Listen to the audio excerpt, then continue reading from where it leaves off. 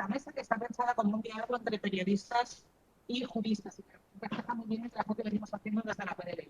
Uno de los ataques a la libertad de información que tiene mucho foco en los temas de este congreso es la protección de los alertadores, denunciantes y informadores como fuente periodística. Sabéis que estamos en un momento jurídico muy interesante porque hay una directiva europea que también desde la PDLI contribuimos a impulsar y que está pendiente de transposición. De todo esto vamos a hablar en esta mesa. Por un lado, qué es lo que hemos venido haciendo en la PDLI para, bueno, por un lado van a hablar periodistas para explicar la importancia de las filtraciones periodísticas.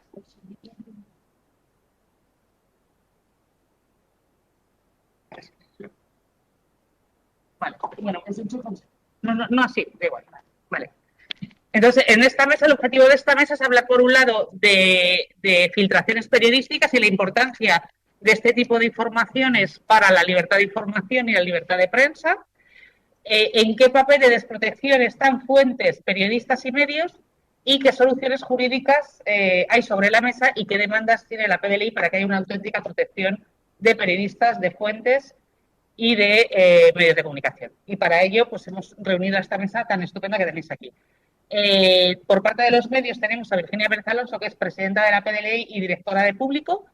También tenemos a Paula Guisado, que es coordinadora de datos de RTVE y tiene una trayectoria periodística muy extensa y va a hablar aquí de una filtración en la que tuvo un papel muy importante, que es Football Leaks en el mundo, que fue su anterior destino profesional. Y también tenemos a Estefan, que ha sido coordinador de Filtrala, que sabéis que es uno de los buzones de filtraciones más importantes en los últimos años. Y desde el punto de vista jurídico tenemos a Jacobo Dopico, que es catedrático de Derecho Penal de la Universidad Carlos III y director del IBEX, que es una iniciativa jurídica más relevante en libertad de expresión del último año, y también es miembro de la PDLI. Y tenemos a Javier Sierra, que es profesor de la Universidad de Murcia y que también contribuye y colabora con la PDLI en este tema de denunciantes. Y sin más, pues tiene la palabra Virginia Pérez Alonso. Virginia, cuando quieras. Muchas gracias. Bueno, Yolanda, como nos llevamos bien de tiempo, tú me cortas cuando veas sin problema, ¿vale? Bueno, pues como os decía Yolanda, yo soy directora de Público, he pasado antes por varios medios y bueno, me ha tocado gestionar todo tipo de informaciones y también de filtraciones, ¿no? Ahora en Público es un medio eminentemente político, es un medio también muy centrado en la investigación y bueno, la verdad es que para mí es un lujo poder aprender tantísimo después de tantos años dedicándome al periodismo, ¿no? Porque me sigue abriendo las puertas, digamos, a, bueno, pues a seguir formándome en el periodismo y aprendiendo cosas nuevas, ¿no? Desde luego, algo que yo he detectado aquí y que no había detectado de la misma manera en otros medios es que Público es un medio ciertamente incómodo. Lo es para empresarios, lo es para políticos, lo es para ciudadanos, para empresas, lo es incluso para los propios periodistas que trabajamos en él, ¿no? Muchas veces tenemos que publicar historias es que no nos apetece ni leer, ¿no? O sea, por todo lo que desmontan, digamos, y por cómo ponen patas arriba el sistema en el que vivimos, ¿no? Que al final todos nos gustaría tener una cierta confianza, ¿no? en el sistema y la verdad es que a veces se te cae un poco el alma a los pies, ¿no? Nosotros publicamos todas estas cosas porque entendemos que ese es precisamente el sentido del periodismo, que el buen periodismo tiene que resultar incómodo, porque si no molesta, pues es que no es periodismo, ¿no? Pero nos toca pagar un precio muy caro por hacer esto. Demasiado caro, diría yo, ¿no? Yo les voy a resumir brevemente 3 aspectos en los que a nosotros nos penaliza hacer este tipo de información, ¿no? Por un lado, nos penaliza, por ejemplo, en presencia en las televisiones. A nosotros no tenemos ningún acuerdo con ninguna cadena de televisión en la que nos sentemos miembros de la redacción a hablar de nuestras informaciones. Casi ningún medio televisivo se hace eco de nuestras historias. Bueno, prácticamente todos los medios tienen algún tipo de acuerdo de este tipo, ¿no? En el que sientan a gente en sus tertulias televisivas y demás y pueden explicar sus temas, ¿no? Y no hay que olvidar que la tele sigue siendo hoy por hoy una de las principales vías de información para mucha gente, ¿no? Los informativos, los programas o lo que sea, y arrastran mucha audiencia también a otros medios, ¿no? Pero claro, ¿cómo va a haber alguien de Público sentado, por ejemplo, en el programa de Ana Rosa, cuando Público está yendo hasta el fondo para contar los tejemanejes del marido de Ana Rosa en el caso Villarejo, por ejemplo? Es prácticamente imposible que nos llamen a ningún sitio por esta razón, ¿no? Otro ejemplo es una serie de exclusivas que publicamos, una investigación que publicamos este verano sobre el origen de la fortuna del rey Juan Carlos, de Juan Carlos I. De estas informaciones que duraron, bueno, no sé, publicamos a lo mejor una decena de informaciones, entre 7 y 10, se hicieron eco, bueno, prácticamente en todos los países de América Latina, hasta en Australia. En España, nadie. Pero cuando digo nadie, es nadie, o sea, ni una tele, ni un medio de comunicación se hizo eco de estas informaciones que estábamos publicando y en las que lo que contábamos era tan grave como que el origen de la fortuna del rey Juan Carlos se sustenta en el tráfico de armas, ¿no?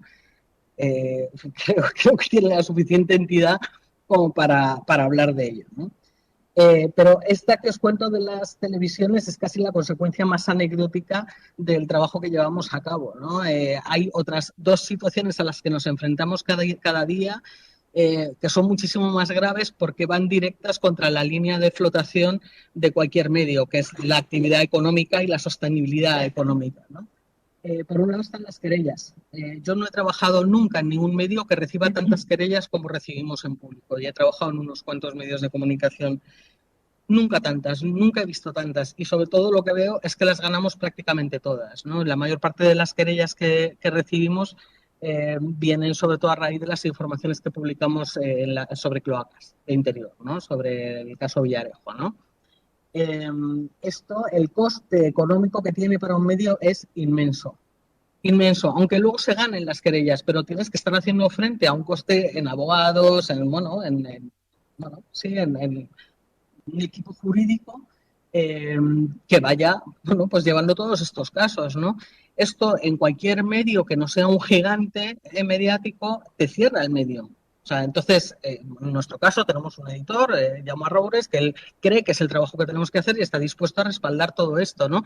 Pero debemos ser muy conscientes de que muchas veces los medios no pueden entrar en determinados asuntos porque el coste que tiene es que te lo cierren el medio. No te lo va a cerrar el gobierno, no te lo va a cerrar Villarejo, te lo van a cerrar a base de arruinarte poniéndote querellas, ¿no?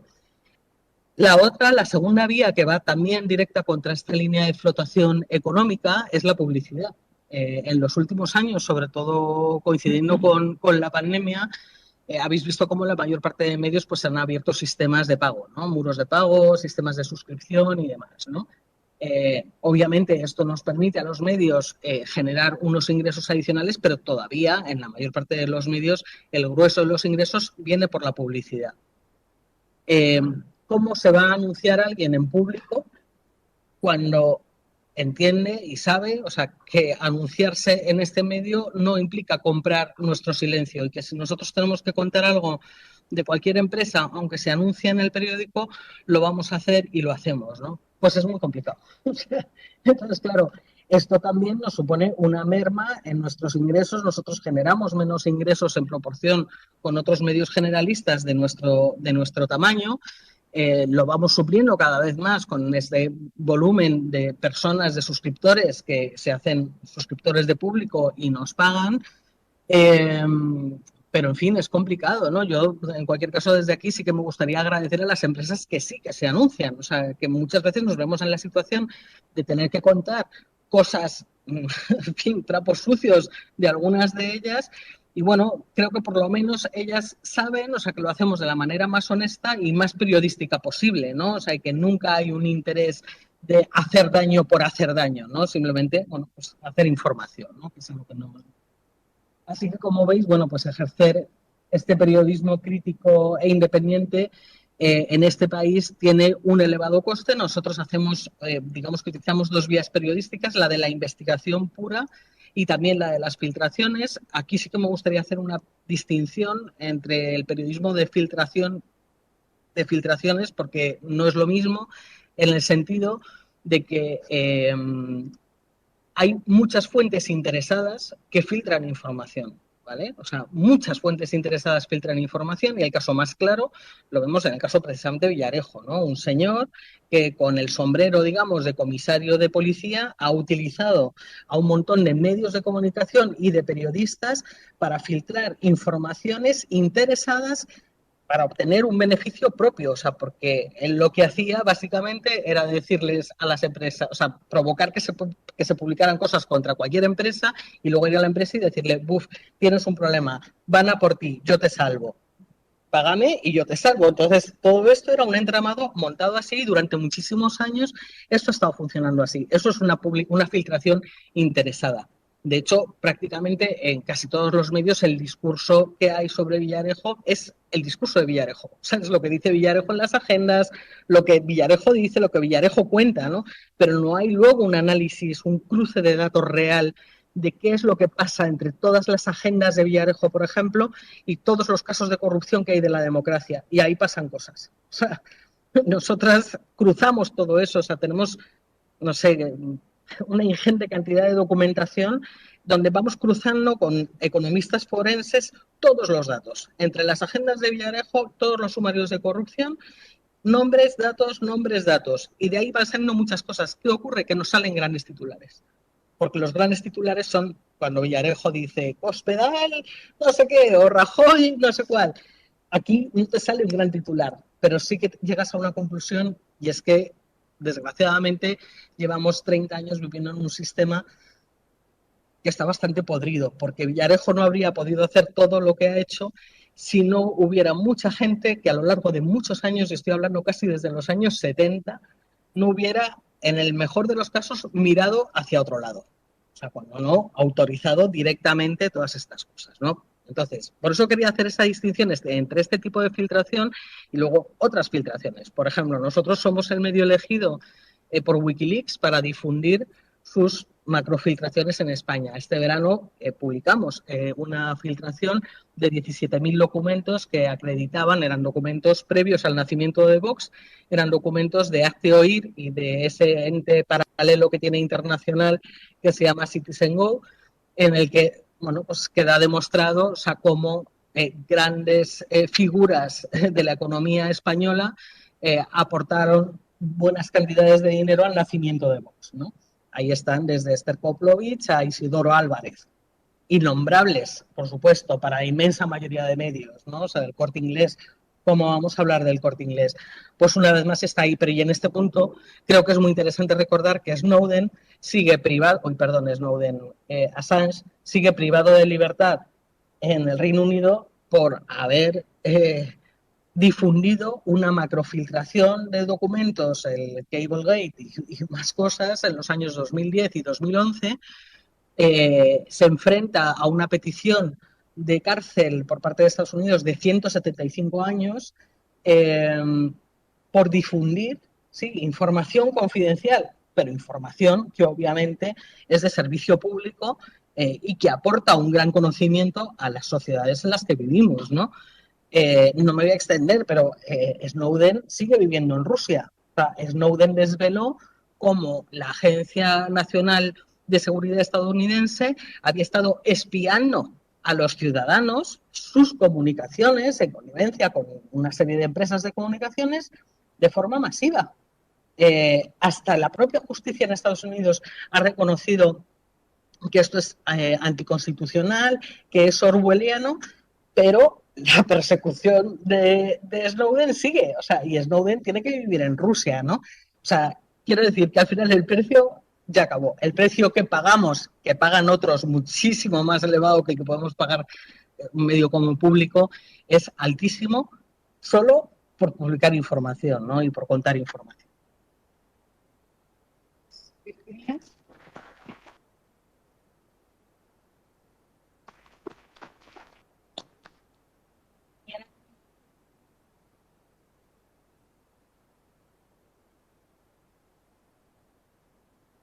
Información relevante a partir de al medio, a los periodistas y a la fuente. Es un caso muy emblemático que refleja muy bien los problemas que queremos traer a esta mesa. Bueno, gracias por tenerme en la mesa. Os voy a hablar de Football Leaks, que es una investigación, así como muy resumidamente, es una investigación que hicimos en el mundo hace ya 5 años y que la hicimos en el mundo con otros 11 socios europeos, una colaboración internacional a partir de una filtración de estas de las buenas, ¿no? Digamos, de las que no son, bueno, todas las filtraciones tienen algún tipo de interés, pero en este caso, desde luego, no era un documento que nos dieran y publicáramos, sino que nos llevó meses de trabajo sacar la información que había ahí y poder contar, bueno, unas historias que al final lo que revelaban era un lado muy oscuro del fútbol y bueno, una corrupción un poco sistémica en todo el sector y mucha gente haciendo cosas turbias a oscuras, ¿no? Al final, en un mundo que tiene tanto poder y incluso esto se sale un poco de lo legal, pero para nosotros sí que era importante tanta ejemplaridad, ¿no? Hay tanta gente que mira a los futbolistas como referentes, hay cosas que se han demostrado ciertamente ilegales y luego muchas más inmorales. Todo esto nos llevó mucho trabajo de mucha gente y, y, bueno, para ahora, para no alargarme, yo quería compartir 2 reflexiones a partir de esta experiencia, ¿no? A partir de esta experiencia de trabajar con una filtración que fueron, no lo he dicho, fueron millones de documentos, de ahí también, ¿no? El trabajo de acabar poniendo las piezas del puzzle y sobre todo dejando fuera todo lo que no formaba parte del puzzle, todo lo que no era relevante socialmente o no consideramos nosotros que lo era. Y como os decía, dos cosas clave o 2 cosas que me gustaría destacar hoy es que esto funciona, o sea, que al final este tipo de trabajos bueno, pues tienen un bien social, ¿no? Tienen una relevancia, hacen a la sociedad consciente de que hay un problema, que de otra forma probablemente no hubiera salido a la luz. Y de hecho, bueno, una de las cosas que a mí me gusta más recordar es que esto sirvió para que Hacienda, todo nuestro dinero, ¿no? Nosotros recuperáramos millones de euros que se habían ido por canales alternativos fiscales, por decirlo de alguna forma. Y esto me parece fundamental, quiero decir, en este tipo de proyectos donde salen a la luz cosas que no se pueden ver de otra forma, que si no es por esta filtración y por la investigación posterior de los periodistas habría quedado oculto, bueno, pues ese es el gran argumento, ¿no? En nuestro caso, quizá la historia, bueno, no, la historia más potente que sacamos claramente fue la de Cristiano Ronaldo. Demostramos que tenía una estructura opaca con empresas pantalla en paraísos fiscales y que había desviado al menos 150 millones de euros. Después de como 3 años o 4 de juicio, finalmente él fue condenado a cárcel, pues no entró, pero fue condenado a pagar 18 millones de euros. Y bueno, la duda siempre es, ¿esto igual hubiera pasado sin toda la presión social que hubo a partir de la publicación? Igual sí, nunca lo sabremos. Lo que sí sabemos es que hay otro caso que para mí es también como muy clave, que es el de Mourinho. Mourinho, cuando nosotros publicamos esto, ya no estaba en Real Madrid, no estaba en España, pero había cerrado un caso del estilo, ¿no? En el que Hacienda le había investigado por un posible engaño, por un posible fraude, y el caso se cerró sin que se pudiera llegar a nada más. Gracias a los documentos que publicamos y a la información que Hacienda no podía tener, porque era información precisamente para montar una estructura, al final es para esto, ¿no? O sea, tú creas esta pantalla para que cuando Hacienda te venga a investigar, pues parezca que está todo bien. Gracias a esta publicación, el caso de Mourinho se abrió y la Hacienda Pública consiguió, pues creo que eran en torno a 3 millones de euros. Que igual a él, pues tampoco era una cosa loca, para mí desde luego, en fin. Entonces, bueno, esto es como la primera idea, esto funciona y tiene sentido hacerlo con todos los matices que queramos, pero tiene una relevancia social. Y luego la segunda clave para mí, que de hecho ya es un poco en la línea de lo que ha dicho Virginia, pero esto es costoso. Esto no lo puede hacer todo el mundo. Es costoso para los periodistas que necesitan, para los periodistas y para los medios, necesitan una estructura legal que por lo general no se tiene. Yo particularmente, si no hubiera estado dentro del mundo, no habría podido hacer esto porque los riesgos, ¿no?, a los que te enfrentas haciéndolo, bueno, nosotros acabamos de hecho imputados, tanto mis compañeros con los que trabajamos como el director del periódico, el propio delegado del periódico, bueno, acabamos imputados por este proceso sin finalmente más consecuencias. De hecho, hubo una denuncia previa que casi, bueno, nos prohibía publicar, aunque finalmente lo hicimos, que esto también es una cuestión bastante curiosa en términos de acceso a la información, y que de hecho la PDLI fueron los primeros, ¿no?, que salieron a levantar un poco las manos en esto que es. Es costoso para los periodistas, pero sobre todo es costoso para la persona que decide denunciar esto, hacer esta... Bueno, siempre el término en inglés yo creo que funciona mucho mejor, ser un whistleblower, ¿no? Y dar la voz de alarma sobre que algo está mal, dar la información necesaria para que luego haya otra gente que lo investigue y finalmente se publique algo que puede ser constitutivo de delito, solo que obviamente hasta que no lo coja un juez esto no lo podemos saber. Y esto me parece fundamental, ¿no?, en términos de protección, o sea, a los periodistas, pero sobre todo a los también a los que denuncian. Y escuchaba hace no mucho una frase de Snowden que me pareció muy bueno, que define bien esto. Le decía que el whistleblowing es un acto social, ¿no? O sea, esto de ser un informante o ser un denunciante es una forma de colaborar con la sociedad, y que como tal al final debería juzgarse por el resultado de ese acto, con todos los matices que queramos ponerle alrededor, pero me parece que al final es esto, ¿no? Si estamos hablando de que gracias a una filtración y gracias a un trabajo periodístico pues Hacienda consigue muchos millones de euros de vuelta y vemos que la sociedad descubre lo que está pasando, pues bueno, tiene sentido. Muchas gracias, Paul. Antes de quitarte la palabra, una pregunta que luego habrá tiempo para el debate.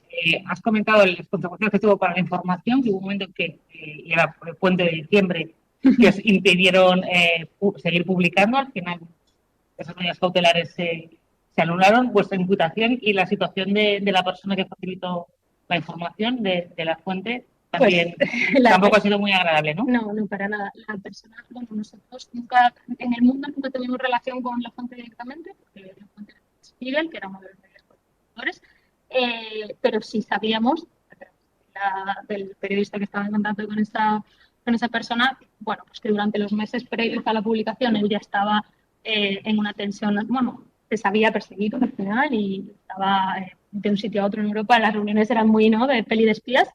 Y finalmente, ya después de la publicación, como pues, no sé si un año o dos después, lo acabaron extraditando a Portugal. Ha estado en la cárcel durante un tiempo y ahora mismo está en libertad, pero en libertad, no sé si es provisional, o sea, está el juicio está suspendido por ahora, pero bueno, la batalla legal no ha terminado. Y eso que yo he hablado de la parte concreta, pero se han abierto investigaciones en Francia, Hacienda en España nos ha pedido los documentos de Football League, o sea, ha habido muchas ramificaciones, ¿no? A partir en Portugal, de hecho, las autoridades portuguesas están también utilizando la información que él consiguió, con lo cual, incluso en esa situación, él está en una situación muy vulnerable. Bueno, pues muchas gracias, y luego yo en el debate lo comentamos. Gracias, Paula.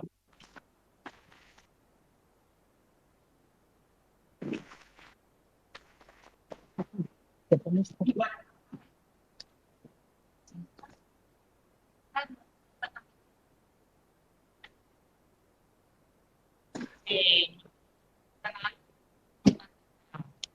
Para que estas filtraciones lleguen al público. Gracias, Yolanda. Bueno, pues buenos días a todas y todos. Una presentación muy corta de lo que ha sido Filtrala. Filtrala fue un portal que nosotros nos dedicamos a ofrecer a medios de comunicación y organizaciones de la sociedad civil la tecnología precisa para que pudieran recibir información de una forma totalmente anónima y segura. Durante una serie de años hemos estado trabajando con distintos medios y con distintas organizaciones, y básicamente eso, ¿no? Nosotros no entrábamos en el contenido ni en nada, los medios hacían su trabajo y nosotros simplemente facilitamos esa vía técnica para que se le pudiera hacer llegar documentos o cualquier tipo de información, siempre con la salvaguarda de la identidad, ¿no? Es una de las cosas más importantes, como veréis ahora, ¿no? Dentro del trabajo que hemos hecho en Filtrala, bueno, hemos publicado como docenas de cosas. Yo qué sé, los sumarios de la Púnica nos llegaron, nos parecían relevantes, los subimos, bueno, cuestiones de este tipo. Pero hace una serie de años también publicamos un verano en colaboración con los medios con los que trabajamos, que en aquel momento eran el diario.es, La Marea y el extinto Diagonal, que se ha convertido en el Salto. Publicamos una serie de filtraciones, de trabajos sobre unas filtraciones que se llamaron Los Papeles de la Castellana, y que básicamente lo que hacían eran demostrar un poco una serie de prácticas fiscales inmorales, me atrevería a decir, y muchas de ellas ilegales o alegales, hechas por parte de la élite de nuestro país, entre ellos grandes empresarios, embajadores, la familia del rey, que siempre acaba saliendo en estas cosas. Y bueno, ¿qué pasó? Yo vengo a hablar un poco de la parte personal y voy a entroncar un poco con lo que ha acabado la compañera, ¿no? Del coste que tiene para la persona que lo hace. Esto es una cosa que no lo hemos contado porque hasta ahora, pues por respeto y porque entendíamos que era lo más importante para la persona afectada, lo hemos llevado muy discretamente, ¿no? Pero el tema es que un año después de haber publicado ese tipo de noticias que se hicieron en base a ese tipo de filtraciones, hay que comprender además que el periodismo de filtraciones suena muy mal, pero yo entiendo que no existe el periodismo de filtraciones. El periodismo de filtraciones a ti te da acceso a una información sobre la cual tú haces después la tarea periodística. Nosotros en este caso recibimos una base de datos como de unos 12 gigas, creo que era, o sea, miles y miles y miles de documentos que parecía que venían de un gabinete de una empresa, de un asesor fiscal del Paseo de la Castellana, de ahí el original nombre que escogimos, y montamos una redacción con compañeros de Filtrala, compañeros de esos 3 medios, y durante 4 meses se estuvieron peinando y comprobando todos esos documentos para publicar solamente lo que se entendía que era noticioso y que era adecuado. Hay miles de historias que no se publicaron, hay también cosas malas que sabemos de gente que están demostradas, pero no podíamos demostrarlo bien o nos parecía demasiado y que, bueno, podía conculcar algún derecho de las personas la publicación de ciertos documentos, con lo cual nunca lo contamos. Todo eso pasó, eso se publicó, no pasó nada, como ya ha contado Virginia, como tocaba a personas como altos directivos de Telefónica o de Corte Inglés o la familia real extensa, este tipo de cosas, no tuvo mucho redundancia, ¿no? O, bueno, no movió muchas olas en otro medio de comunicación y, bueno, y ahí se quedó, perfecto. El caso es que un año después recibo una llamada telefónica de un señor que no sé quién es, que me llama y que me dice, oye, acabo de salir de la comisaría, ha venido la policía, ha registrado mi casa, me ha metido y tal, y yo dicen que yo soy la persona que os mandé los datos con los cuales habéis trabajado para los papeles de la Castellana, ¿no? Esta es una persona, vive en Canarias, nosotros, no sé cómo decirlo, no tenemos la certeza que esa persona sea la que nos lo haya mandado, porque el sistema nuestro estaba diseñado para no poder saber eso. Ni siquiera nosotros, como administradores del sistema tecnológico, podemos saber quién ha mandado la cosa, que es la belleza de eso. Pero bueno, este señor nos empezó a contar y tal, y este señor pues, fue imputado por una revelación de secretos y por una serie de cosas que bueno, se le pedía una pena bastante alta como para entrar en la cárcel. Y yo os quería contar un poco la situación de estas personas, ¿no? Porque antes hemos hablado de los problemas legales que pueden tener un medio como público, o también Paula es individualmente imputada, pero bueno, está en el mundo, pues se supone que genera su ayuda y tal, o por lo menos tiene cierto altavoz, ¿no? Pero el problema es cuando van a por un nadie. Una persona como este, que en este caso es un señor desempleado de Canarias, que, y esto es muy bonito porque nosotros tuvimos que hacer un peritaje para el juicio, ahora os contaré, pero el propio peritaje de la policía demostraba que este señor no había hecho otra cosa que buscar términos por internet. De repente le salió un servidor que estaba abierto sin ninguna protección, donde encontró una serie de papeles que al señor le llamaron la atención, pensaba que podían ser delictivos y se lo mandó a la prensa. En ningún caso se saltó una protección ni hizo nada, simplemente buscar en internet, en vez de buscar en Google, en otro servicio que lo que hace es buscar en FTPs. Pero básicamente un servicio que busca documentos y servidores públicos y que están indexados por los buscadores. O sea, lo que hacemos todas y todos todos los días.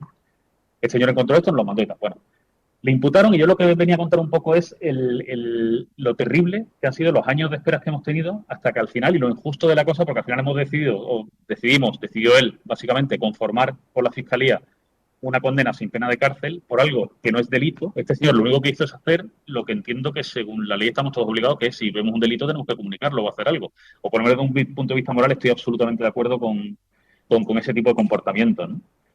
Y bueno, este señor ha pasado unos años, yo quería entroncar un poco con una de las propuestas que tenemos desde la PDLI, yo por supuesto, y de otras organizaciones internacionales, que es esa atención integral que hay que dar al denunciante, ¿no? Este señor no estaba empleado en ningún sitio como para que le echaran, pero bueno, aún así se le hicieron la vida imposible, ha pasado los 4 años de su vida esperando el juicio. Yo llevo un poco el apoyo psicosocial, yo qué sé, desde Filtrar nosotros lo único que hicimos fue pararlo todo, intentar ayudarle, le buscamos un abogado y sobre todo hablamos con él y yo qué sé, intentamos como atender lo posible, ¿no? Y la situación de una persona que está, bueno, primero también podemos hablar de cómo fue la actuación policial y determinados procesos que fueron un tanto exagerados, a mi entender. Pero la situación en la que se encuentra una persona, ¿no? Que pasa tantos años esperando por haber hecho lo correcto, ¿no? El hecho después, muy frustrante, de tener que conformar, porque claro, tú en una primera instancia nunca sabes qué pasa y no hay dinero ni tiempo y no sé qué, lo que quieres es acabar ya y te irte a tu casa, con lo cual dices, sí, venga. Bueno, todo ese proceso es una cosa que realmente tenemos que tener en cuenta, ¿no? Hay muchos más ejemplos, ¿no? Todos conocemos a estos conocidos filtradores que están en instituciones públicas, ¿no? Como Ana Garrido, por ejemplo. Hay gente también de la Comunidad Valenciana, ¿no? Que ha demostrado o ha presentado indicios y pruebas de corrupción que después se le ha hecho la vida imposible. Y a esta gente realmente tenemos que atenderlo y tenemos que protegerlo, ¿no? Nosotros esto ya se ha acabado, pero a esta persona se le ha fastidiado la vida por hacer lo correcto, por hacer lo que todas y todos y cada una de nosotros debería de hacer, y la experiencia ha sido realmente terrible, ¿no? Nosotros nada más que hemos sido capaces de ofrecerle un abogado, de ofrecerle cierta conversación y de estar con él, pero realmente esa atención integral socioeconómica que hace falta con cualquier persona implicada en un proceso de tipo es una cosa que en la transposición de la directiva no creo, pero que de alguna forma tenemos que conseguir la sociedad civil porque el Estado reconozca y que realmente proteja a esta gente, como el caso también del filtrador de la apaños del fútbol, ¿no? Que no se le fastidie la vida y que no se le hunda, porque los ataques son realmente terribles. Entonces, bueno, solo quería venir con un poco con esa reflexión. También el hecho de que esto es una cosa que no conocíais, nunca lo hemos contado, pero era un poco por la protección de esa persona, ¿no? Una persona sin recursos, una persona que, insisto, lo único que ha hecho ha sido navegar por Internet, encontrar algo que le sonaba raro y tal, y se lo mandó un periodista diciéndole, oye, mira esto a ver si tal. La prensa trabajó, la prensa estuvo 4 meses trabajando, hizo una serie de publicaciones, nadie se ha metido con la prensa, pero se han metido con él, que es la persona más débil, ¿no? Con lo cual, una reflexión sobre el denunciante, sobre las personas que hacen lo correcto, que pueden ser Snowden, pero que también pueden ser una persona desempleada de Canarias, y que, bueno, que de cierta forma de la sociedad civil forcemos a nuestros gobiernos, ¿no? A nuestros legisladores a tener eso en cuenta y a ofrecer una protección integral al denunciante. Bueno, yo lo dejaría aquí ya, así que gracias a todos. Muchísimas gracias.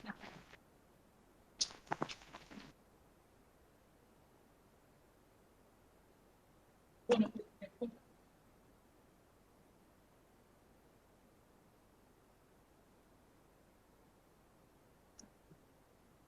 esta es protección de fuentes, de medios y de periodistas y qué soluciones en el ámbito jurídico se pueden plantear.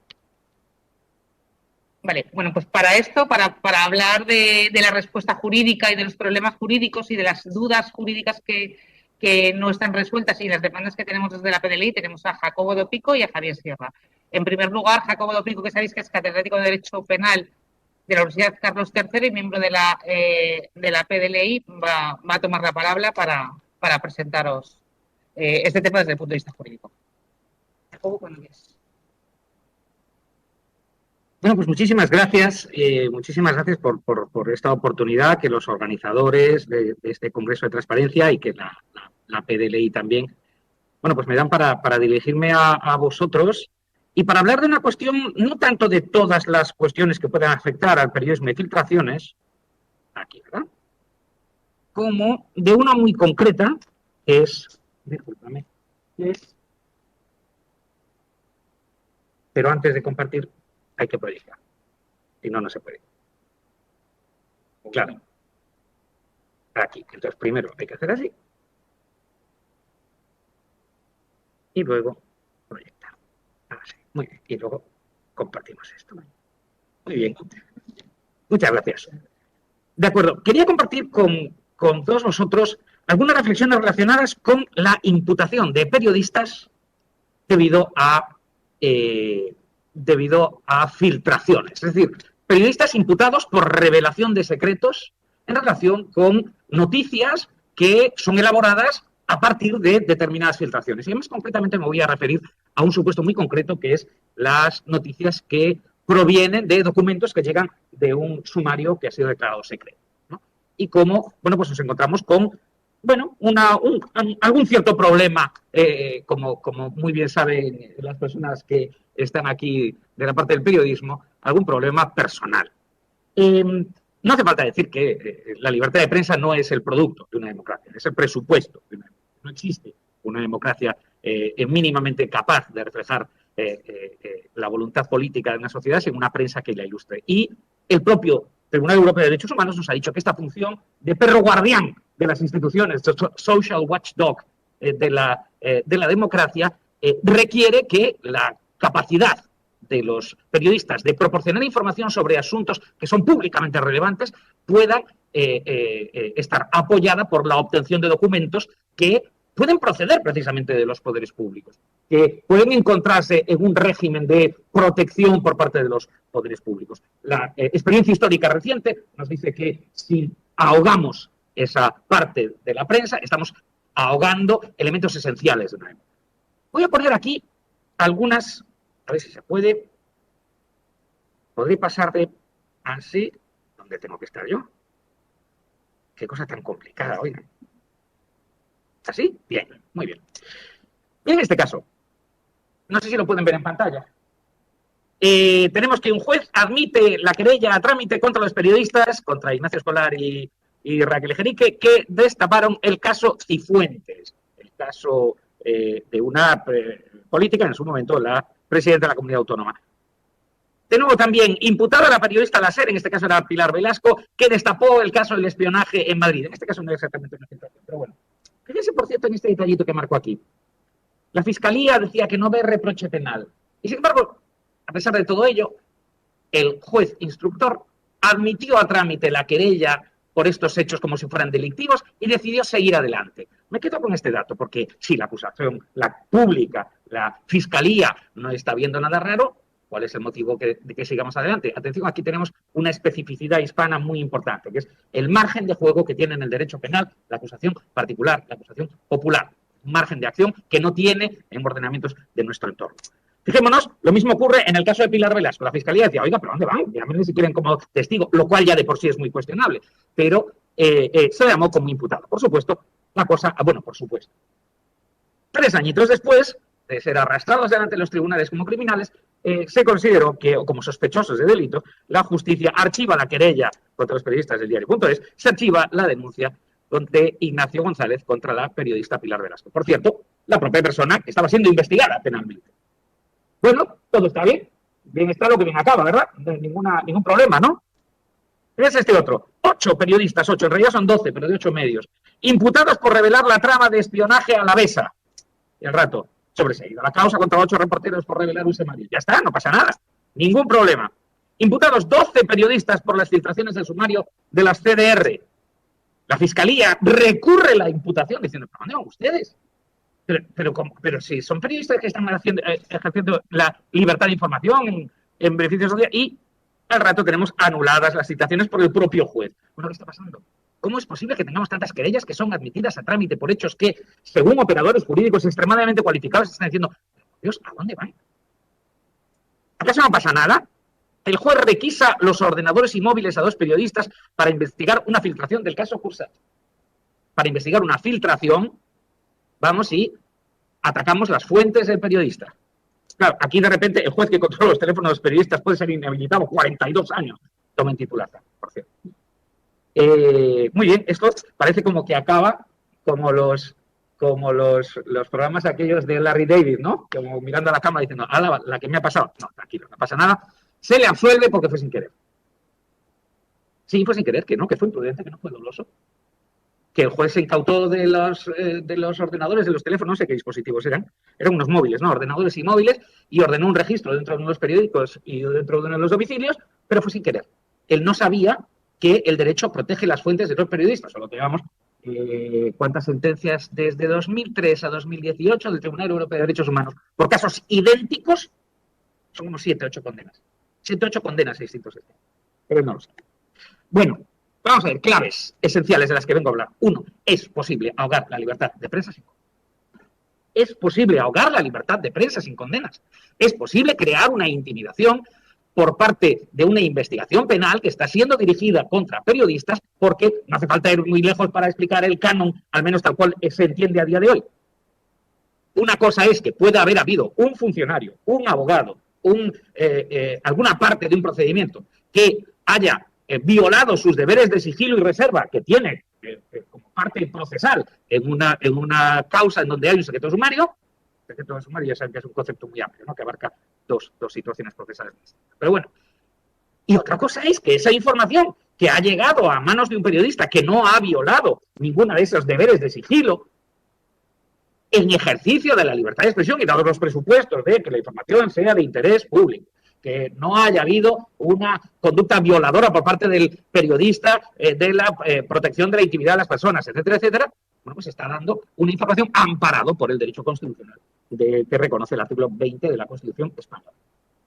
Claro, la cuestión es, 1, problema que tenemos. Tenemos un problema con el trámite de admisión de querellas, sobre todo de querellas que provienen de particulares, querellas que provienen de las personas que resultan afectadas por esa información periodística, en una admisión a trámite con el gatillo flojo, una admisión a trámite que, como vemos, según una posición ya bastante consolidada en los últimos años de la Fiscalía, bastante consolidada, siguiendo los estándares del Tribunal Constitucional y de la más o menos tímidos del Tribunal Constitucional y del Tribunal Europeo de Derechos Humanos, no se puede ir contra el mensajero.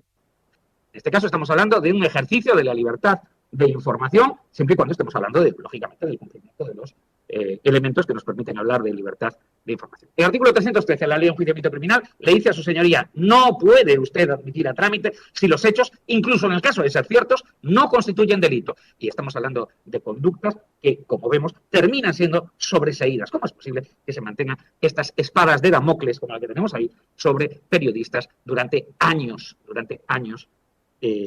a pesar de que, como decía, sabemos que no se corresponde con el estándar, ¿no? Bueno, este problema de la admisión a trámite con el gatillo flojo lo tenemos en muchos ámbitos, no solo en este ámbito. Sin embargo, aquí genera unas consecuencias muy importantes. ¿Por qué? Porque estamos hablando de la afectación a la libertad de información, a la libertad de prensa. Estamos hablando de un ataque a la libertad de prensa que tiene que ver con la información, que la información es enormemente perecedera, es decir, una parálisis tan breve como la que se pudo experimentar en el caso de Football Leaks puede ser equivalente a un bloqueo de la información. Parar durante un día la información es como prohibir a una persona respirar durante un día. Es posible matarlo de esa manera. Entiéndase, por favor, la meta. Claro, cuando estamos hablando de una materia como esta, un retraso puede ser ya un veto. Quería dar 2 o 3 claves a este aspecto. ¿Cómo es posible que nos esté pasando esto en los juzgados de instrucción? Bueno, hay muchísimos motivos. El ambiente de investigación en un juzgado de instrucción es probablemente lo más parecido a trabajar en una trinchera de la Primera Guerra Mundial. Es probablemente uno de los ámbitos más estresantes para trabajar. Pero dicho esto, nos encontramos con un importante desconocimiento de los estándares internacionales, nacionales, internacionales, del Tribunal Constitucional, del Tribunal Europeo de Derechos Humanos. ¿Por qué? De nuevo, los motivos son varios. Podríamos pensar que se trata del desconocimiento de cosas que vengan de juzgados de metal y feos y tirando a redondos, como estos de aquí. No creo que sea un factor relevante. Probablemente sea de que nos encontramos con, un material jurídico vinculante, lógicamente, para los operadores jurídicos, pero que no se encuentra en su código, que no se encuentra en sus leyes. Un desarrollo jurisprudencial, por cierto, relativamente reciente en su núcleo, a pesar de que podemos encontrar sentencias importantes en el Tribunal Europeo de Derechos Humanos en los años 70 y los años 90, el núcleo de todo lo que tiene que ver con protección de fuentes y con datos que estaban reservados en origen, que había deberes de confidencia, según el artículo 10.2 del convenio, es reciente. Y eso es una cuestión muy importante. O sea, que tenemos un problema de difusión de estándares del Tribunal Constitucional y del Tribunal Europeo de Derechos Humanos en esta materia.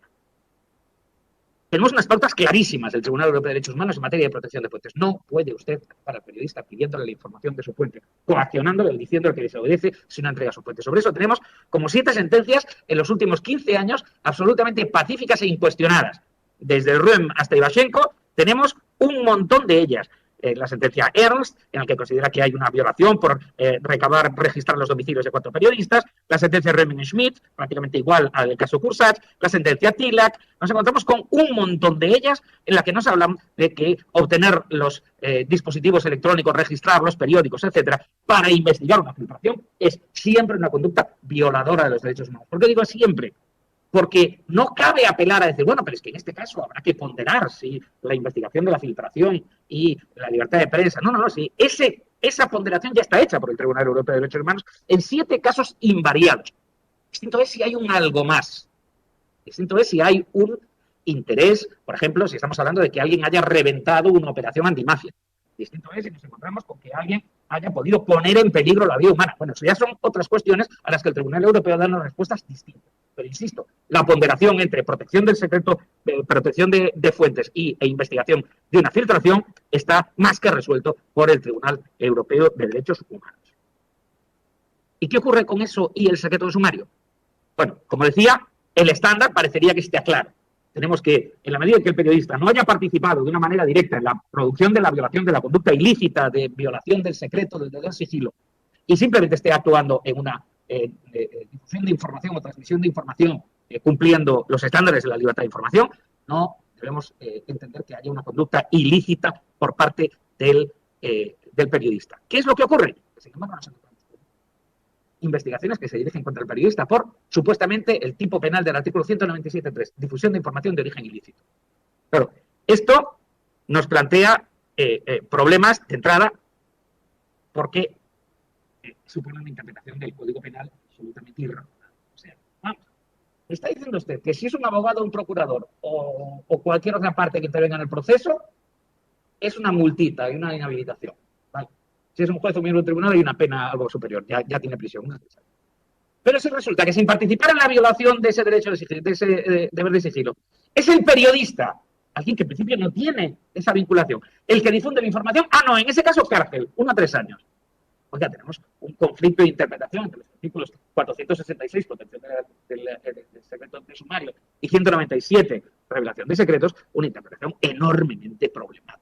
De entrada, sí, cualquiera que analice los delitos contra la intimidad o los delitos contra el secreto de empresa, que es el equivalente, ¿no?, en el ámbito de empresas, la conducta de difusión siempre tiene menos pena que la conducta de obtención ilícita.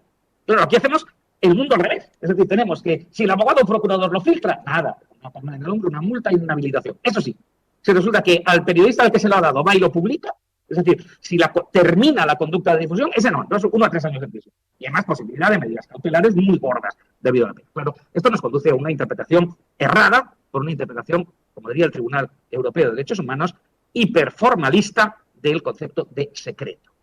Fíjese, por cierto, en qué es lo que ha hecho Alemania. Alemania, en la ley de reforzamiento, de fortalecimiento de la libertad de prensa, ha dicho, si se trata de periodistas y con respecto a violación de un secreto de sumario, sus actos no son ilícitos, no dice que no son punibles, dice que ni siquiera son ilícitos si se limitan a la recepción, explotación o publicación del secreto o del objeto de la información sobre la que existe una obligación especialmente. Los periodistas quedan fuera de las conductas punibles relacionadas con la ruptura del secreto de sumario, en el recientemente reformado parágrafo 53b del StGB del Código Penal alemán. Claro, aquí actuar con un concepto totalmente formalizado de secreto, bueno, es secreto y por ello esto es delito. Digo, ya, usted, en primer lugar, no está teniendo en cuenta que no todos los secretos funcionan igual. Fíjese, por favor, en la revelación de secretos de funcionario. Hay una sanción que ni siquiera tiene prisión y solo cuando se causa un grave daño a la causa, artículo 417, entonces usted sí podrá tener un delito con pena de prisión. ¿Por qué? Porque de modo absolutamente razonable. Una cosa es la infracción de deberes y otra cosa es la infracción de deberes que causa daño. Y por eso el Tribunal Europeo nos dice, oiga, por favor, dígame cuál es el daño. Dígame cuál es el plus si resulta que se trataba de una filtración de materia militar. Dígame cuál es el daño o el peligro que se ha generado en las estructuras militares. Por ello, nos encontramos con una jurisprudencia enormemente interesante sobre ponderación, eso va luego, sobre ponderación. La jurisprudencia del Tribunal Europeo de Derechos Humanos en estos casos es difícil de manejar porque no nos da reglas muy claras, sino que hace ponderaciones de caso a caso y nos va ofreciendo estas ponderaciones. La mayoría de las sentencias del Tribunal Europeo que hablan de condenas a periodistas en caso de filtraciones dice que son violaciones del artículo 10 del Convenio Europeo de Derechos Humanos. Solo allá donde nos encontramos con un interés adicional lesionado, muy interesante el caso Stoll contra Suiza porque era posición diplomática del Estado. Una cuestión sobre posición diplomática del Estado en la que se había dirigido un ataque político muy fuerte a órganos diplomáticos en relación con supuesto antisemitismo. Bueno, pues en estos casos, una sentencia muy polémica, por cierto, el magistrado español López Guerra hizo un interesantísimo voto particular diciendo que en ese caso ni siquiera debía haberse considerado que no hay violación. Bueno, hasta aquí lo que me han invitado a hablar. Yo quisiera comentar algo más. Y es que ya tenemos unos años, ya cuando todos reconocemos esta imagen, ya estamos la mayoría un poco añosos, ya tenemos que andar con cuidado con la vacuna del COVID, ya somos personal de riesgo, ¿no? Simplemente recordaros que en la página web del ibex.es tenéis información sobre cuestiones relacionadas no tanto con libertad de prensa como sí en general, libertad de expresión y con problemas muy similares a los que hemos analizado aquí, distribuidos por las distintas figuras punibles, etc. Y nada más, espero no haberme excedido demasiado y muchísimas gracias.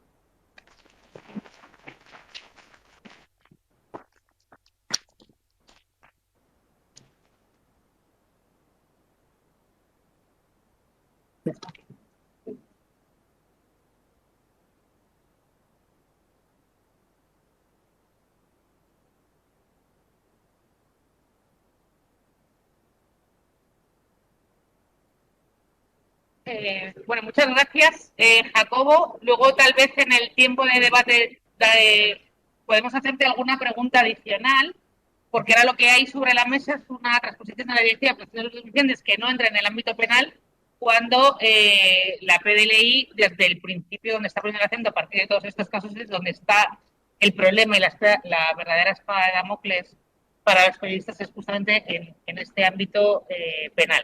Entonces, igual en el debate podemos desarrollar esta parte, porque ahora vamos a aterrizarlo más en lo que en el momento que tenemos más a mano para mejorar la protección de fuentes y periodistas, que es la transposición de esta directiva. Como sabéis, por parte del Gobierno se presentó a principios de año un anteproyecto que todavía está en el limbo. A este anteproyecto se presenta a consulta pública y desde la PDLI, gracias a un trabajo previo muy minucioso de Javier Sierra, al que el resto de juristas de la plataforma también tienen sus aportaciones, presentamos como plataforma al Gobierno nuestras observaciones a esta transposición de la directiva a partir de este anteproyecto de ley.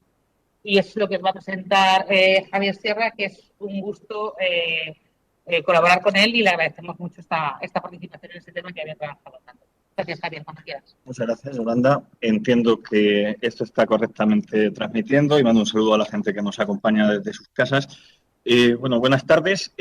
Básicamente mi labor es dar unas pinceladas breves sobre el posicionamiento de la plataforma en defensa de la libertad de la información con relación a la transposición de la Directiva de Protección de Denunciantes.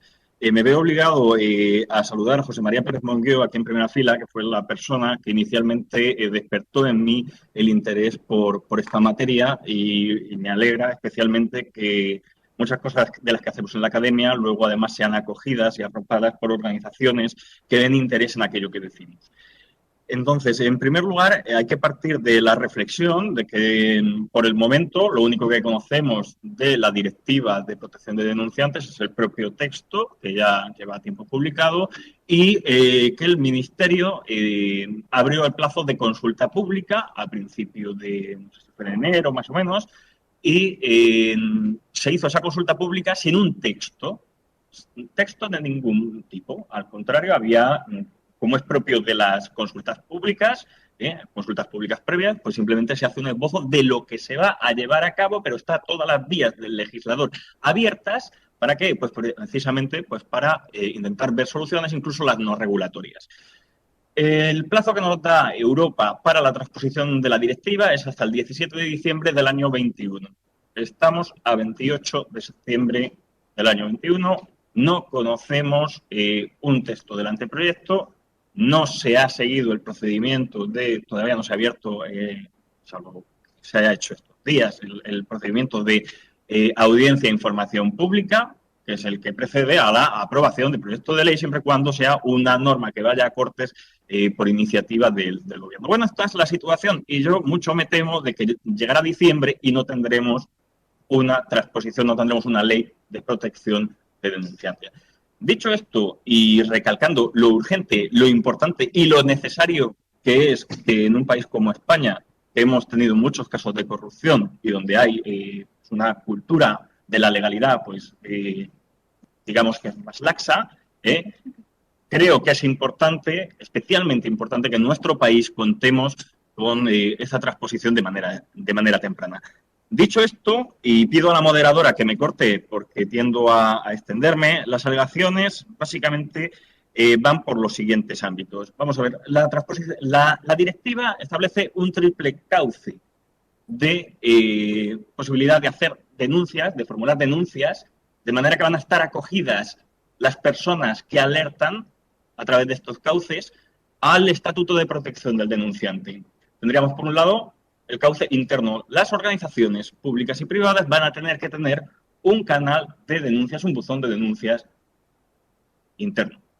Luego podremos hablar, no va a dar tiempo, de que quizá los internos, por lo menos mi expectativa sobre los internos son bastante limitadas.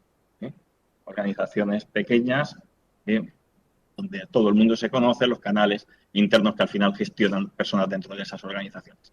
Bueno, primer canal, los internos.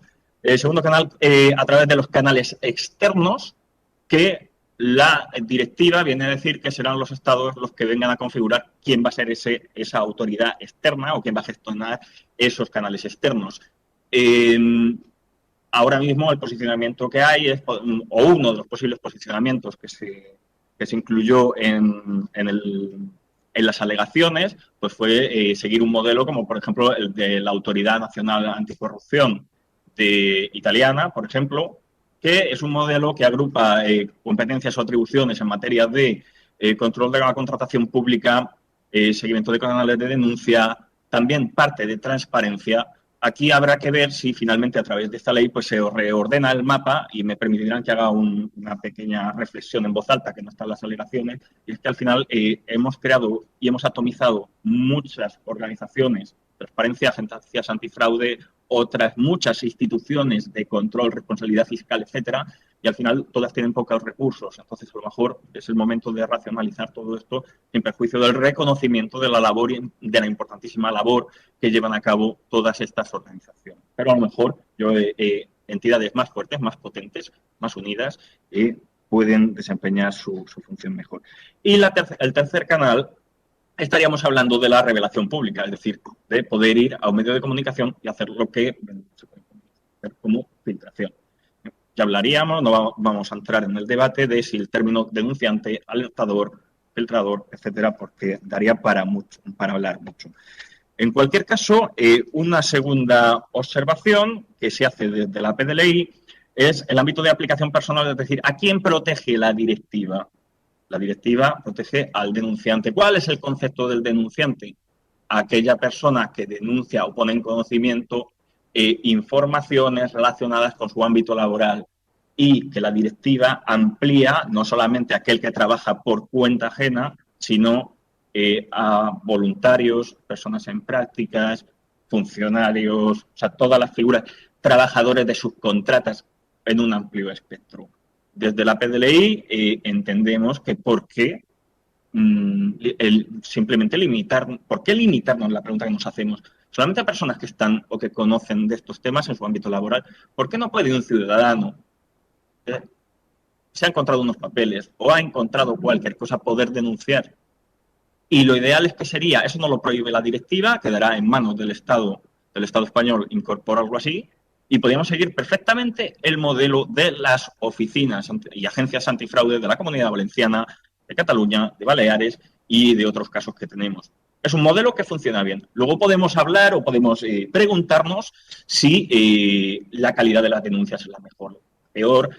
Los datos, el análisis de datos empíricos de estas agencias, por estudios previos que se han realizado, vienen a decir que no aumenta ese miedo que tiene la gente, denuncias falsas. No se percibe eso. Se percibe a lo mejor que hay menos calidad de las denuncias, pero simplemente ya para eso están los procedimientos internos de filtrado, de, oye, dónde hay sustrato, dónde no, dónde tenemos realmente información como para trabajar, etcétera. Paso a otro tema, y es denuncias anónimas, confidencialidad. Dice la directiva que serán los estados los que decidan si admiten denuncias anónimas. La postura es clara y contundente. La mejor protección contra cualquier represalia es el absoluto anonimato. Confidencialidad es, yo tengo los datos, pero los disocio, aunque sé quién eres finalmente, ¿no? Vamos a la confidencialidad. ¿Por qué no vamos a ir a la confidencialidad? Vuelvo a insistir, la experiencia de las agencias autonómicas, de un estudio de estos años atrás, viene a decir que no necesariamente aumenta aquellas denuncias que son pues arriesgadas, ¿no? O que se ve mala fe en ellas. Vámonos a lo anonimato, vámonos a la apertura máxima. Si con eso cazamos un caso de corrupción, aunque haya que estar filtrando 100 denuncias, merece la pena. El beneficio va a ser siempre rentable. Me perdonarán un poco la vehemencia de todas estas palabras, ¿no? Y luego ya, pues, finalmente, por hacer alguna reflexión, como no me han llamado la atención, yo sigo. El estatuto del denunciante, yo creo que está muy claramente establecido en la directiva. Simplemente, pues, lo que se propone desde la PDLI es un mayor reforzamiento. Hay medidas de prevención, hay medidas de reparación cuando ya se han producido algún tipo de represalias. decir o apostillar que incluso una persona anónima, porque denuncia, porque hace una filtración a un medio, si luego por lo que sea es identificado, la propia directiva recoge que va a poder acogerse a las protecciones establecidas en la directiva, eso se podría incluso pues perfeccionar un poco más, aunque insisto en que ya está. Alguna reflexión más, y ya me salgo de las alegaciones, simplemente mencionar, para avivar el debate, que la intencionalidad, hemos hablado de que las filtraciones son intencionadas en muchas ocasiones, la víctima de violación también tiene ganas de vengarse. Y es completamente normal, o puede ser que perdone a su violador, pero es irrelevante su intencionalidad. Lo importante es que ha habido una persona que ha cometido un delito. Pues por ese mismo razonamiento es el que debemos de aplicar cada vez que pensamos en denunciantes y protección de denunciantes. La intencionalidad es indiferente. Lo importante es que hay un hecho. Si no estuviera el hecho, no habría intención de ningún... Podría haber intención, pero no habría nada que denunciar. Cosa muy distinta es que la propia directiva así lo recoge y falta que se incluyan en el borrador, en su momento, de la ley, de medidas de regreso fuertes para cuando era mala fe en cualquier denuncia. Eso es imprescindible. Creo que la directiva está un poco descompensada en el sentido de que hace falta todavía meter también la protección al afectado. El afectado es el denunciado hasta tanto en cuanto se demuestre que efectivamente pues ha cometido los hechos. Y por último, pues simplemente hacer una última reflexión a la cuestión cultural. ¿Qué es un filtrador? ¿Es malo? ¿Es bueno? ¿Qué es un denunciante? La palabra denunciante, de denuncia administrativa, de denuncia policial, no refleja el reconocimiento cívico, la labor cívica que está haciendo un alertador. Quizá la palabra alertador no es la más adecuada, ¿no? Tendremos que buscar el concepto, o primero tendremos que crear la cultura de que aquel que denuncia está haciendo un acto de servicio a toda la sociedad cuando se están produciendo hechos ilícitos, se están produciendo infracciones de la legalidad vigente, y perdón por la excesiva extensión. Muchas gracias.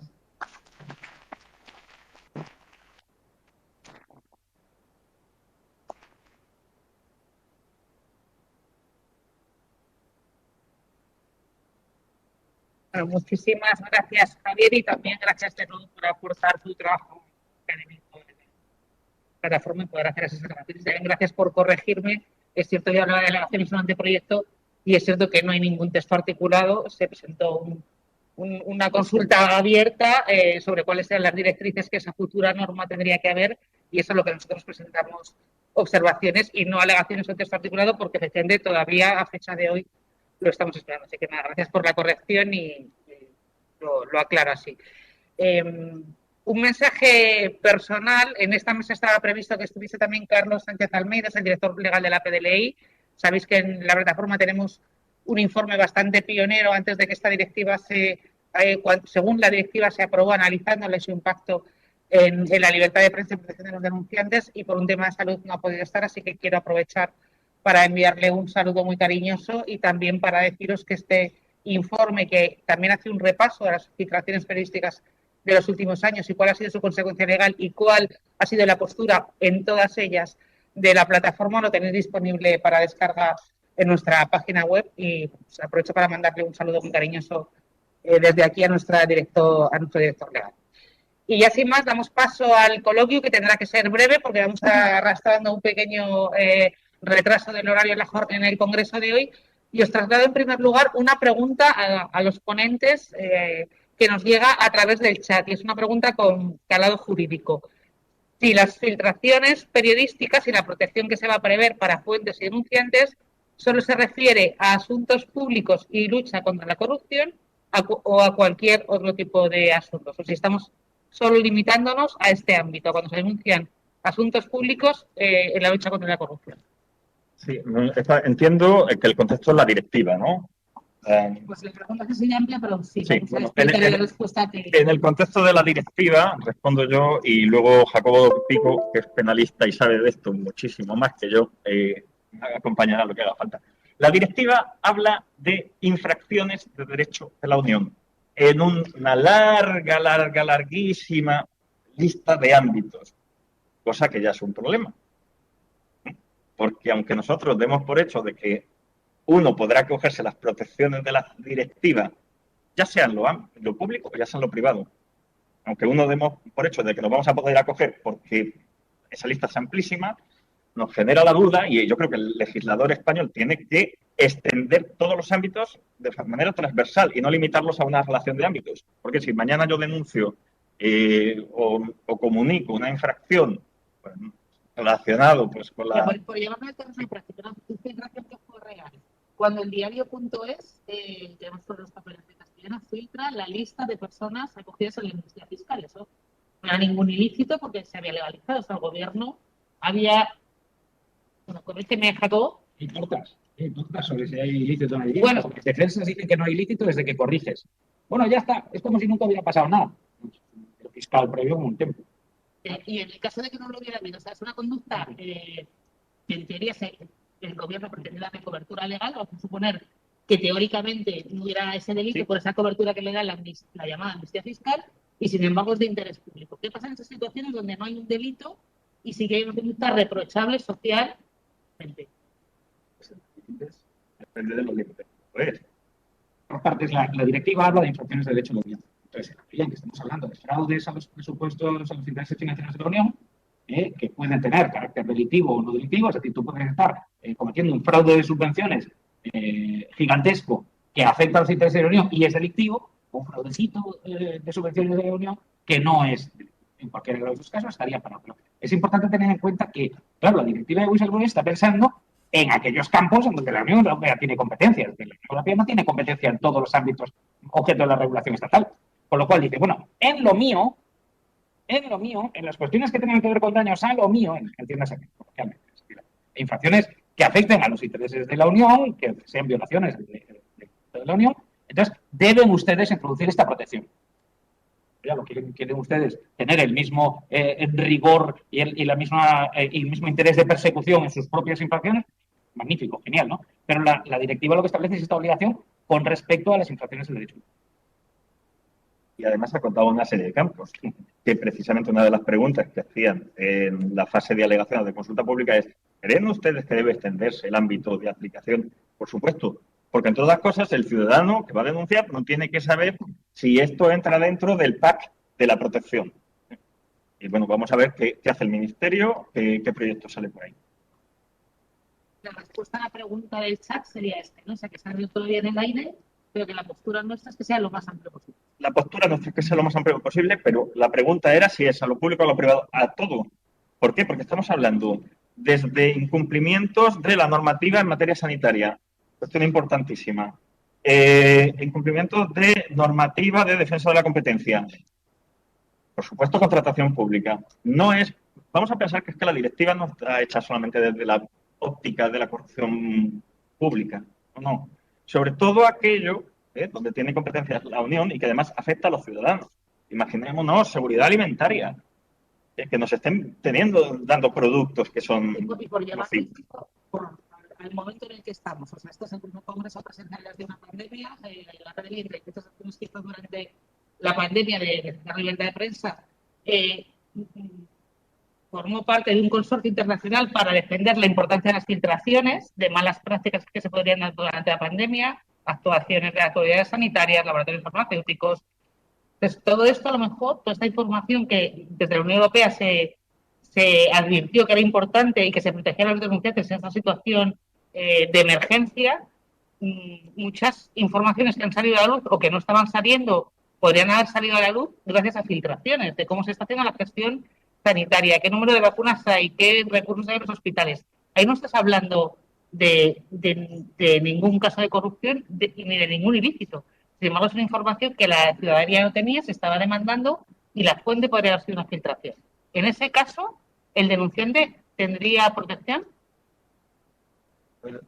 La directiva habla de infracciones de derecho.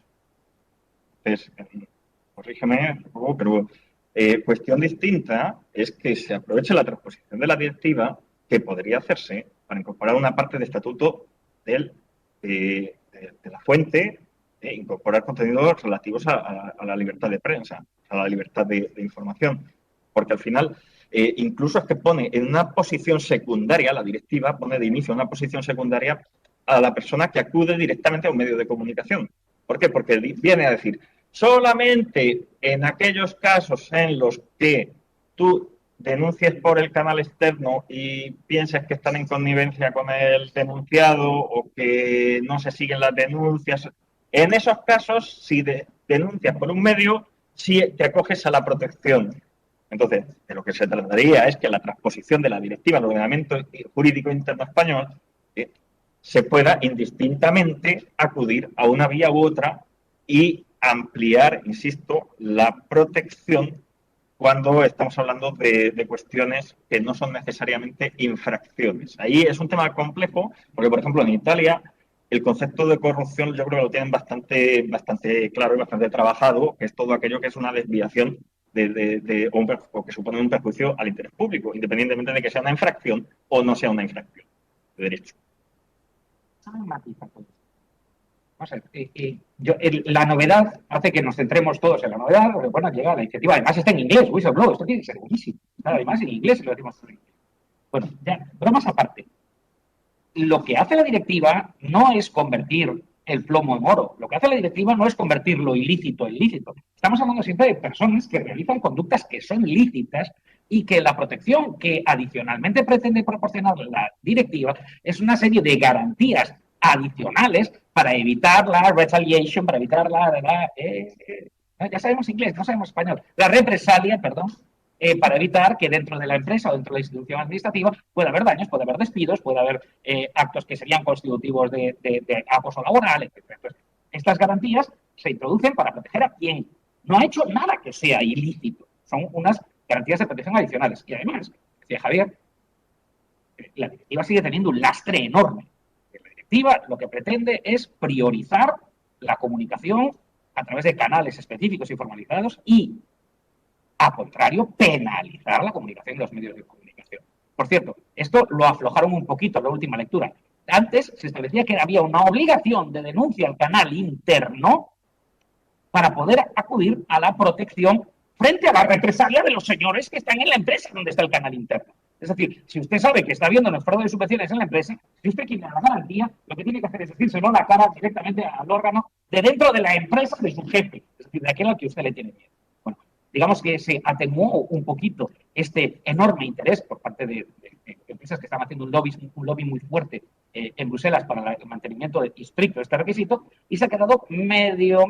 Se ha quedado con esta posición secundaria y menos protegida de las personas que acuden a la prensa para denunciar hechos de esa naturaleza. Pero insisto, que eso es una conducta lícita. Otra cosa es que la directiva no te está dispensando una protección adicional, que es el objetivo precisamente de este texto normativo y al que debemos tender en la transposición. Y si me dejas complementar, porque es sobre todo la parte en la que quiero fijar, hay una parte de la directiva que precisamente como protección lo que establece es, exceptúa de algunas posibles consecuencias perniciosas en cuanto a revelación de secretos, ruptura de la protección de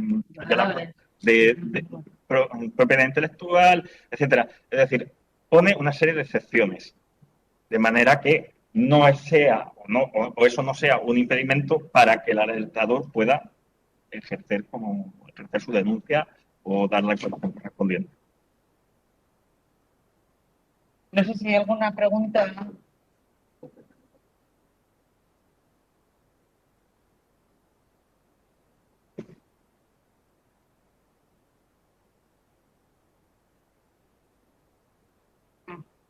Gracias. Pues mientras llega el micrófono. Sí, Daniel, ¿tienes el micrófono? Vale, pues mientras llega leo la pregunta del chat. Si no hay una infracción del ordenamiento, ¿qué estaríamos denunciando entonces y qué consecuencias tendría? Y también, si queréis, abrimos de una palabra a Daniel y así ya respondéis a las dos. Por si ahora, en 3 frases muy cortos, una sugerencia y una crítica celosa a Javier. La pregunta, estando en capilla la ley de secretos oficiales, la comparativa del PNV desde hace tiempo, y también anunciar la ley de informes de transparencia para el año 2023 y sabiendo cómo las cosas se retrasan, yo se me estaba ocurriendo aquí sobre la marcha si no sería bueno, aunque no se tramite en paralelo, pero que realmente las trabajemos como si la ley de secretos oficiales simplemente fuera una ley de desarrollo de uno de los límites de la transparencia. En realidad es ese, pero si a la hora de trabajar como van a coincidir en el tiempo dentro del Parlamento, pues creo que sería una buena cosa trabajarlos en paralelo para que se viera que uno de los límites al derecho de acceso a la información y no solamente una de las prerrogativas de cualquier Estado. Las sugerencias, ya que esto creo que será más visto, muy visto por los colegas periodistas, yo soy periodista, cuando se habla de las filtraciones de la ley de protección de denunciantes, creo que es bueno que los comisionados recordemos que a veces la utilización al máximo del derecho de acceso produce parecidos efectos. Y la semana pasada recuerdo un caso muy ilustrativo. ¿Quién iba a pensar hace 5 años que alguien periodista pudiera conseguir la captura de la entrada por el aeropuerto de Navarra, creo recordar, de AENA y del avión que trajo al dirigente de policía? Fue impensable y se ha conseguido por una simple pregunta de derecho de acceso a él. Por eso quiero recordar que a veces la utilización exhaustiva del derecho de acceso permite semejantes efectos a las filtraciones. Y por último, y lo más importante, la crítica al señor Sierra, ya que no sé si lo vamos a tener más en esta mesa ahí delante, al lado del Congreso, quería en este caso decir que yo soy de esos que en los tiempos, esa dirección académica de donde llego y la dirección técnica, ser ingeniero, carpintero, todo de la sala de máquinas, y creo que, como no sé si no habrá más allá arriba, pediría un...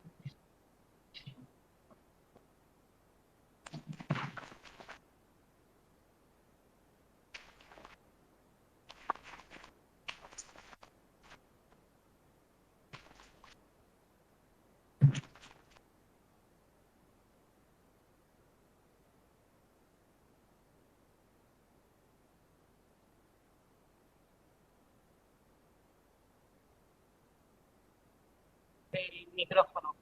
Daniel Cerdán pedía un aplauso para Javier Sierra por ser el motor de la organización de este congreso, junto con la dirección científica de Manuel Sánchez de Diego. Y también hacía 2 preguntas muy interesantes.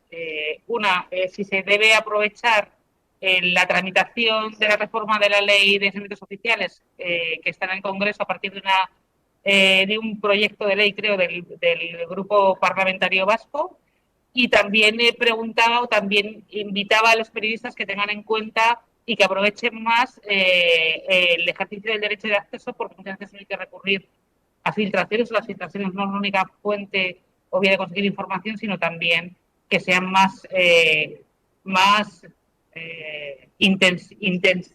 hagan un uso más intensivo del derecho de acceso. Y ponía un ejemplo muy claro, que era la entrada en España de los representantes del Frente Polisario para tratarse de una dolencia médica en Navarra. Os dejo las palabras. Sobre este último tema sí que avanzo que mañana va a haber una mesa justamente sobre este tema, sobre el uso de los periodistas del derecho de acceso. Pues os dejo los poneres para responder a las 2 preguntas. Bueno, no sé, yo no quiero acaparar, ¿no? Entonces, ya que no tomáis la palabra, simplemente, vamos a ver, a mí mi incógnita, te voy a devolver la pregunta, Daniel Cerdán, porque al final la agenda que nosotros teníamos prevista, digo nosotros, los espectadores de lo que hacen nuestros gobiernos y nuestros parlamentarios, yo estaba pendiente de que hubiera un reglamento de la ley de transparencia. Estaba pendiente de ver si en lugar del reglamento íbamos a tener una nueva ley de transparencia, que ya se empezó a hablar de ello el año pasado por estas fechas. Hace 15 días, 3 semanas, nos enteramos de que no va a haber reglamento por el momento. Claro, ahora hay una tramitación de una norma que va a venir desacompasado a cualquier cosa que nosotros queramos o demandemos, porque la ley del año 13, la ley de transparencia, ya se nos queda vieja. Y luego, la directiva de protección de denunciantes, aunque parezca que es un tema que está lejano, no está lejano para nada.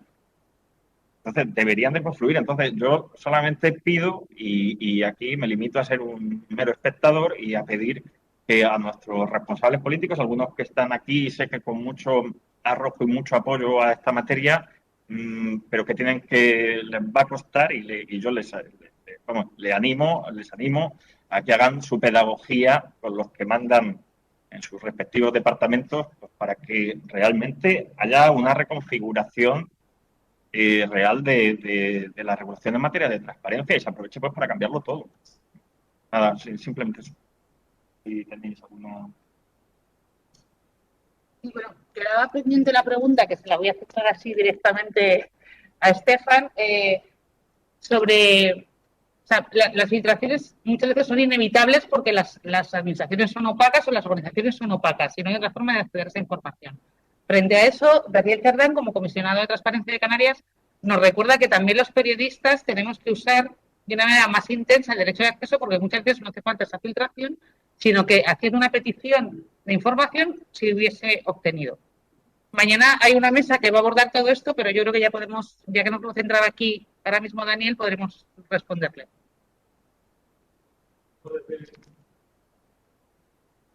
Un segundo. Gracias.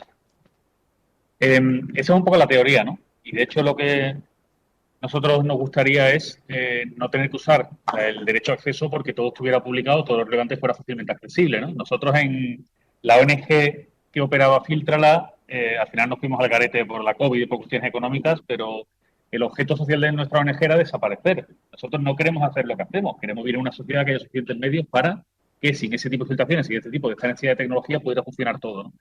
Y en este aspecto pues algo parecido. Nosotros en Maldita tenemos una serie de ejemplos en base a información pedida durante la pandemia donde ese derecho de acceso o no ha sido suficiente o no ha funcionado. Mañana tenemos aquí al jefe de Maldito Dato que nos lo contará en detalle, pero nosotros, por ejemplo, nos hemos encontrado con que hemos pedido diversa información al Estado español que no nos lo ha facilitado, pero como tenía que ver con la Unión Europea, pidiendo a los organismos europeos, sí nos han dado esos mismos datos que se negaban a darnos el Estado español, ¿no? Con lo cual, a veces hay ciertas disfunciones, los límites se usan con mucha fruición, me atrevería a decir. Hay, de hecho, sectores en los cuales es muy difícil conseguir prácticamente cualquier información, como es el tema, por ejemplo, de defensa o a lo mejor también interior, donde cuestiones que estás pidiendo claramente tú entiendes que no conculcan esta seguridad y tal, pero no te lo dan.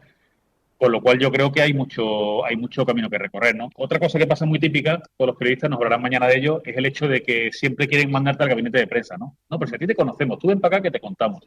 Que está muy bien, pero no tienes la obligación legal de dártelo todo, no sabes, y nuestras malas experiencias hacen que muy amablemente lo pedimos al gabinete de prensa y por la tarde estamos mandando la solicitud de acceso. Entonces, bueno, yo creo que hay mucho que hacer, es un tema complejo.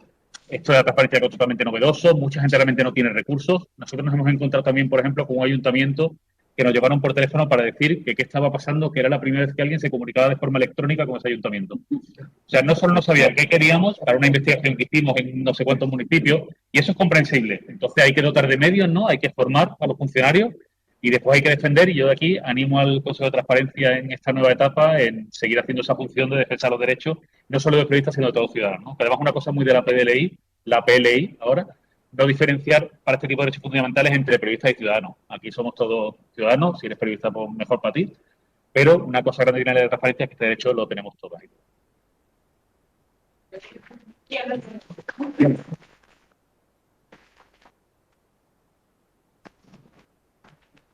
Gracias a todas las personas que estáis siguiendo en vuestra casa este congreso. Acaba con estas palabras de Estefan en esta mesa, que yo creo que es un buen cierre.